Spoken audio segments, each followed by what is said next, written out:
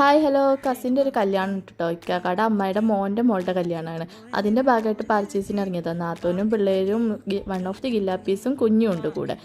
ഈ black velvet organza കേട്ടോ ഞാൻ തിരഞ്ഞു വന്നത്. അത് ആദ്യം തന്നെ കണ്ണിലൊടുക്കി. അതിൻ്റെ തൊട്ട് മേളിലിരിക്കുന്ന ആ പിങ്ക് വെൽവെറ്റ് ഓർഗൻസ വെച്ചാണ് ഞാൻ കുഞ്ഞിക്ക് ഒരു ഗൗൺ തയ്ച്ചത്.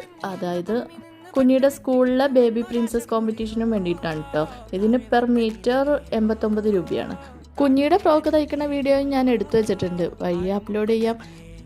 ഇതൊരു 2 മീറ്റർ എടുത്ത് പിന്നെ ലൈനിങ്ങും കാര്യങ്ങളൊക്കെ തീർന്നിരിക്കുമെന്ന് പറഞ്ഞു. അതുകൊണ്ട് ഇത് മാത്രം എടുത്ത് ഞാൻ ഇവിടെ നിന്ന് ഇറങ്ങി. 2 മീറ്റർ എടുത്തിട്ടുള്ളൂ കേട്ടോ. ഗില്ലാപ്പീസിന് അതന്നെ ധാരാളം.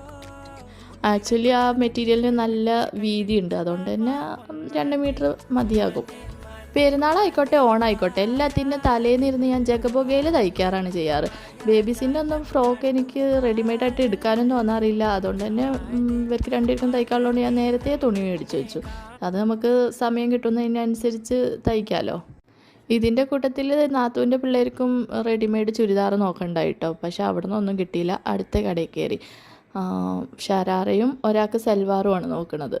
അടുത്ത ഷോപ്പിൽ കയറിയിട്ട് ഇവിടെ നിന്നും തൃപ്തിയായിട്ടൊന്നും കിട്ടിയില്ല കേട്ടോ. പിന്നെ ഇതിൻ്റെ സ്റ്റോക്കിൻ്റെ കാര്യത്തിലൊക്കെ തീരുമാനമാക്കുമെന്ന് വിചാരിച്ചുകൊണ്ട് ഞാൻ അവർ രണ്ടുപേരും പുറത്തേക്ക് കൊണ്ടുപോയിട്ടും രക്ഷയൊന്നും ഉണ്ടായില്ല. മാനിക്യൂൻസൊക്കെ എടുത്ത് താഴെ ഇടുമായിരുന്നു. പുള്ളിക്കാരി ഓൾറെഡി ഓഫ് വൈറ്റാണ് നോക്കുന്നത്. ഇത് അടുത്ത ഷോപ്പാണ് കേട്ടോ, 3ാമത്തെ ഷോപ്പാണ്. അവിടെ നിന്ന് അത് ലാസ്റ്റ് കാണിച്ചാൽ അത് കൺഫേം ആക്കി. പിന്നെ അത് ഓഫറിൽ കുറേ ഷോൾസൊക്കെ ഉണ്ടായി. ഞാനിത് ഗില്ലാപ്പികൾക്ക് തയ്ക്കാൻ വേണ്ടിയിട്ട് ഈ ഒരു ഷോൾ എടുത്തു കേട്ടോ. 50 രൂപയുള്ളൂ. നമുക്ക് അത്യാവശ്യം തുണിയുണ്ട്. അതിൻ്റെ തന്നെ 2 എണ്ണം കണ്ടു. അപ്പോൾ കയ്യോടെ 2ഉം മേടിച്ചു. മേ ബി കുഞ്ഞിക്കും തയ്ക്കാൻ പറ്റുമായിരിക്കും. സ്റ്റിച്ചിങ് വീഡിയോസ് ഇത് വെച്ചിട്ടുള്ളതൊക്കെ വഴിയെ കാണാം. എല്ലായിടത്തുനിന്നും ഇതുപോലെ മെറ്റീരിയൽസും ഇങ്ങനത്തെ തയ്ക്കാൻ പറ്റിയ എന്തെങ്കിലുമൊക്കെ കാണുവാണെങ്കിൽ കയ്യോടെ മേടിച്ച് വെക്കും. തയ്ക്കലൊക്കെ കണക്കാം. പിന്നെ എന്തെങ്കിലും ഫംഗ്ഷനൊക്കെ വരുമ്പോൾ കയ്യോടെ ഇരുന്ന് തയ്ക്കും, അങ്ങനെയൊക്കെ. പിന്നെ എന്ത് ഷോപ്പിംഗ് ആയിക്കോട്ടെ എന്തായിക്കോട്ടെ എൻഡിങ് ഫുഡ് അടിയിലായിരിക്കും.